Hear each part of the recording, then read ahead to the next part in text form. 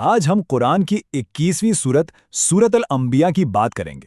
یہ سورت پیغمبروں کی کہانیوں سے بھری ہوئی ہے، لیکن اس کا اصل پیغام ایک مرکزی خیال کے گرد گھومتا ہے: ایک خدا، ایک ہی پیغام اور ایک آنے والا حساب جس سے کوئی بھی غافل نہیں رہ سکتا۔ تو چلیں ذرا گہرائی میں اتر کر دیکھتے ہیں کہ اس سورت کا اصل پیغام کیا ہے۔ تو دیکھیے، یہ سورت شروع ہی ایک بہت چونکا دینے والے پیغام سے ہوتی ہے۔ کوئی لمبی چوڑی تمہید نہیں، بلکہ ایک سیدھی اور صاف وارننگ ہے جو شروع سے ہی ایک مرکزی خیال قائم کر دیتی ہے۔ یہ آیت جو ہے نا، یہ انسان کی حالت کی ایک بالکل صاف تصویر ہمارے سامنے رکھتی ہے۔ مطلب یہ ہے کہ دیکھو، فیصلے کا وقت بالکل قریب ہے، لیکن ہم اپنی روزمرہ کی زندگی میں اتنے گم ہیں کہ اس حقیقت کا ہمیں احساس تک نہیں۔ اور یہی غفلت، یہی بے خبری ہمیں سورت کے اصل موضوع یعنی توحید کے تصور کی طرف لے کر آتی ہے۔ اب دیکھیں، توحید کا مطلب ہے اللہ کا ایک ہونا، مکمل طور پر ایک۔ اور یہ صرف کوئی عقیدہ نہیں ہے، بلکہ یہ سورت اسے ایک ایسی لاجیکل دلیل کے طور پر پیش کرتی ہے جو اس وقت کے مشرکانہ معاشرے کے لیے ایک سیدھا چیلنج تھا۔ تو یہاں سورت ایک بہت واضح فرق دکھاتی ہے۔ ایک طرف ہے وہ ایک خالق جو سب کچھ جانتا ہے، ہر چیز پر قدرت رکھتا ہے، اور دوسری طرف ہیں وہ بت جنہیں انسانوں نے خود اپنے ہاتھوں سے بنایا ہے۔ ایسی بے جان چیزیں جو نہ کچھ بنا سکتی ہیں، نہ سن سکتی ہیں، نہ بول سکتی ہیں، اور سچ پوچھیں تو اپنی حفاظت بھی نہیں کر سکتی۔ اور پھر یہ آیت اس دلیل کو ایک قدم اور آگے لے جاتی ہے۔ سوچیں ذرا، اس کائنات میں جو ایک سسٹم، ایک آرڈر نظر آتا ہے نا، وہ اسی لیے ممکن ہے کیونکہ اس کا حاکم ایک ہے۔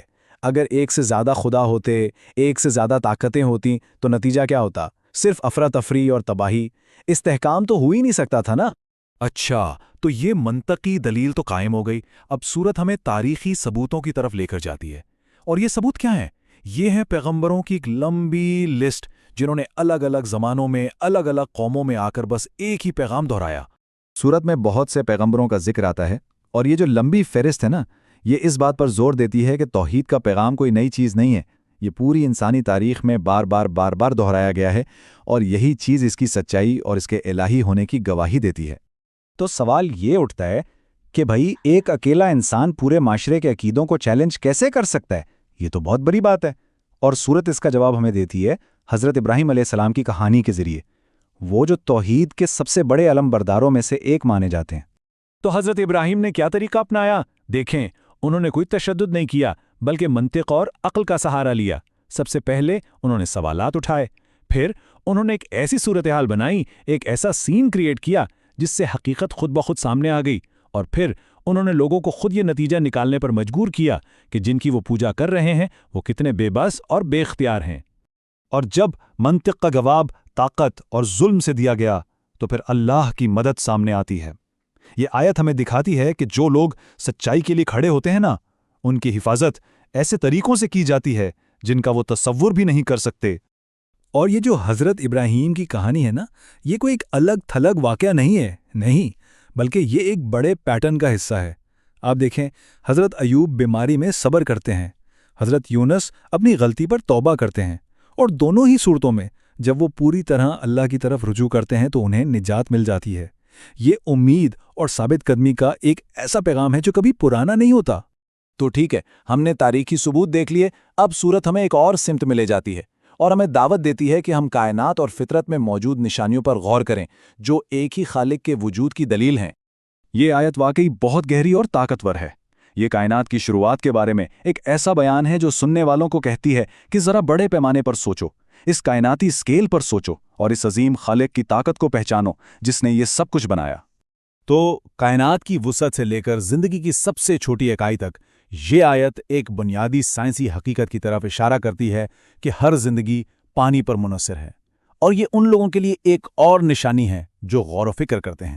یہ آیت ہمیں آسمانی اجسام کے نظم و ضبط کے بارے میں بتاتی ہے۔ یہاں کوئی افراتفری یا کیوس نہیں ہے، بلکہ ایک انتہائی پریسائز، ایک قابل پیشن گوئی نظام ہے جو ایک ذہین اور ہر چیز پر قادر ذات کی طرف اشارہ کرتا ہے۔ تو تاریخی اور کائناتی دلیلیں دیکھنے کے بعد سورت ہمیں واپس وہیں لے آتی ہے جہاں سے ہم نے بات شروع کی تھی، یعنی حساب کے دن کی طرف، وہ دن جو آ کے رہے گا۔ اور یہ واقعات کا ایک ایسا سلسلہ ہے جو سیدھا حتمی فیصلے کی طرف لے جاتا ہے۔ جو لوگ اپنی زندگی غفلت میں گزارتے رہے ان کے لیے دن بالکل اچانک اور چونکا دینے والا ہوگا۔ اور یہاں اللہ کے انصاف کی ایبسولوٹ پریسیژن، اس کی درستگی پر زور دیا گیا ہے۔ چھوٹے سے چھوٹا عمل، چاہے وہ اچھا ہو یا برا، اسے نظر انداز نہیں کیا جائے گا۔ یہاں تک کہ رائی کے دانے کے برابر بھی کوئی چیز ہوگی نا تو اس کا بھی حساب لیا جائے گا۔ حساب اور فیصلے کی اتنی سخت وارننگز کے بعد سورت اس طاقتور اور امید سے بھری آیت پر ختم ہوتی ہے۔ یہ پورے نبوی پیغام کو سزا کے طور پر نہیں بلکہ رحمت کے ایک عمل کے طور پر ہمارے سامنے رکھتی ہے۔ اور یہ آیت ہمیں ایک آخری بہت گہرے سوال کے ساتھ چھوڑ جاتی ہے۔